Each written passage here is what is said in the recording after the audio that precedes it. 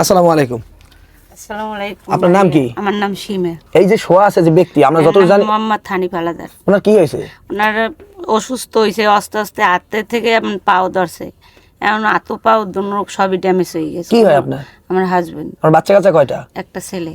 বর্তমান সংসার চলে কেমনে আপনার? বর্তমান সংসার হলে 200 টাকা মাইনে পেয়ে হে দিয়ে কোনো রকমের নুনে ফানে চালাই, আর এই জায়গা দিয়ে দুটো ভাত দেয়, হে দিয়ে আর কি এক বেলা খাই আর 2 বেলা রান্না করি। কোনো মানে আপনার আয় রোজগারের জন্য স্বামী আছে আর সন্তান সব ছোট ছোট, এই ছেলে। আর তাই এখন যে জায়গায় চাকরি করেন এখানে চাকরি কি হয়েছে? এই জায়গার চাকরি শেষ, এরা গেছে গিয়ে আজকে। তাহলে আপনার চাকরি যেখান থেকে আমি ইনকাম করেন এটা যদি বন্ধ হয়ে যায় তাহলে সংসার চলবে কেমন? কোনো ইনকামের কোনো ব্যবস্থাই নেই, এই জন্য আমি আপনাকে দ্বারে আমি তো আর ভিক্ষা করে খাওয়ার মতো পরিস্থিতি না, আমার তো হাত পাও আছে, আমি খাইতে পারি, কিন্তু এই জন্য আমি চাই সবাই যদি আমার সহযোগিতা করে একটা কোনো কিছু ব্যবস্থা করে দেয় ব্যবসার জন্য, হলে আমার একটু উপকার হয়। আর কি ব্যবসা করতে পারবেন আপনি? আমি মনে করেন ধরেন একটা দোকান দিয়ে দিলে আমার দরজায় মনে করেন বাচ্চা কাচ্চা লইয়া লেখাপড়াও করাইতে পারি, আর ওর আব্বুর চিকিৎসা দেখাশুনোও করতে পারি, আর আমি দোকানটাও চালাইতে পারলাম।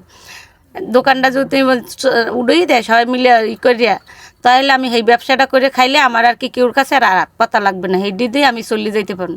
এত সুন্দর ঘর, এই ঘরে যে থাকেন ঘরের মালিক আপনি? ঘরটা তো আমি না, আমার ঘর তো বাঙ্গলে নেছে, আমি আমার দেওরের ঘরে।